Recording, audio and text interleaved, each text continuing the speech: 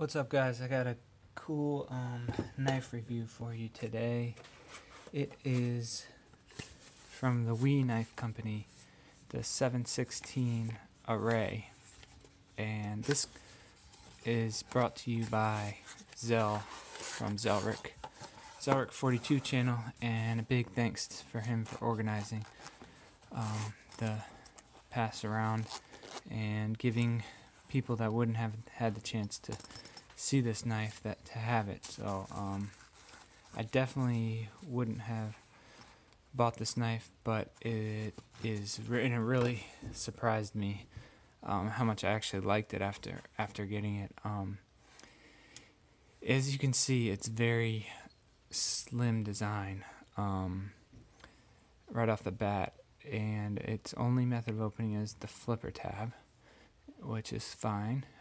It almost looks like you should be able to get something in there, but it's too hard to get it out with any fingers. And if I could, I would, because I like to do different things with the knives. But this is where it looks closed in my hand, so it's a good bit sticking out of it, just holding it. But it's really thin, and so that it kind of like surprises you. Something I like, or what I like about it, is it fills the hand because of it's flat right here, but because of the large bevel on the side and the sloping on this side, it almost feels like it's 3D machined. I guess it is 3D machined on this part, but anyway, in the hand it feels like almost like a dowel, like a wooden dowel. But the cool thing about this is it has the new Torx bits. I like the blue on blue color. That's cool. I like the way they do this collar too. And as you can see, S35VN on this one. They have the over travel stop and lock bar insert with the screw coming through on the other side. I like that touch too. Keeps it cleaner. And then you can't see the nut holding this on, the pocket clip on. Then you have your tie back spacer with lanyard hole. So I'm gonna show you what it looks like in the pants. What kind of pants I like to use is the ones with a slanted pocket, and these are thicker pants, so it actually carries pretty good, even though, oh yeah, it does get all the way down there. So it does carry very good. That's little bit is not that much at all. So good job on the pocket clip. Let's see how much it weighs. Alright. Weighs 3.4 ounces, which is really good. So not bad at all. Alright, now let's take a look at the blade and how the action on it. So like I said, flipper tab, but look at the pivot's right here, and so it's very high up on here, so that makes it flip very nice. And then take a look at this blade, very cool looking blade with this zero grind at the tip part, and just a regular secondary bevel right here.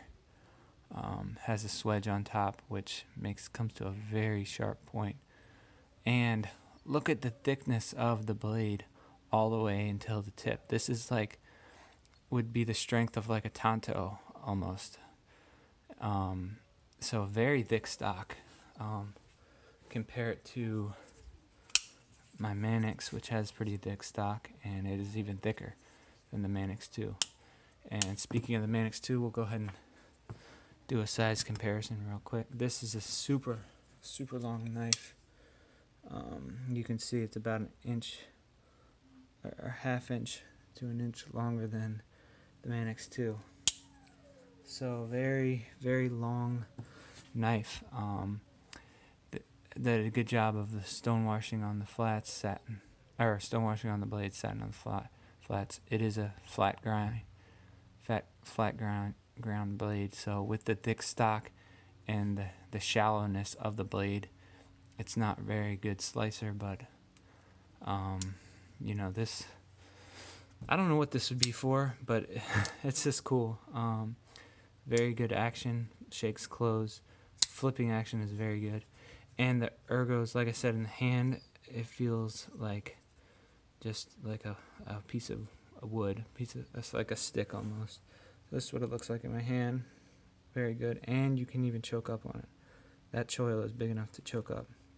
So this is going to be kind of a quick review because why I wouldn't get this knife, I still wouldn't even after feeling it. I think it's a cool knife.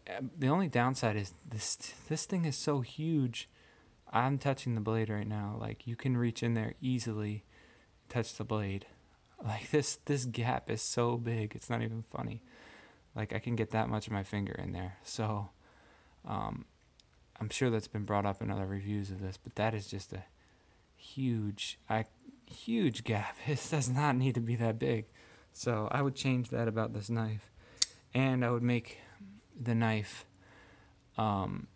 the grind better if I was going to give Wii some advice.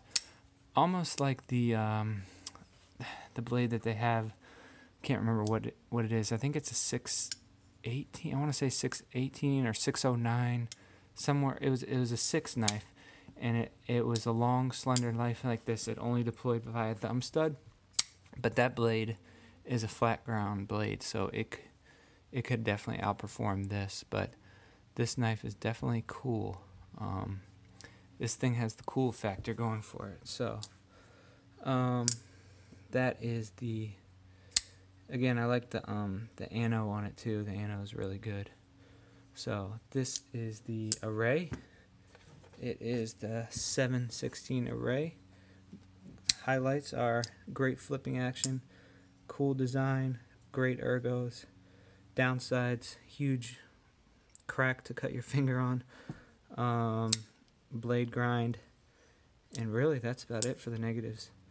And the price. This is it's a high up there blade. I think this is, I want to say hold on, wonder if I can pause it and go find it. Hold on. No, I'm not going to try it. But yeah, this knife is high up there in prices. I looked at it and I want to say it's $270 or something like that. So the price is up there, and I don't know if I would exactly pay that much for it, but it's, like I said, it's got the looks going on. Very cool knife. So thanks, Zell, and stick around for another review I have of the 7/18 coming up. So talk to you later, guys.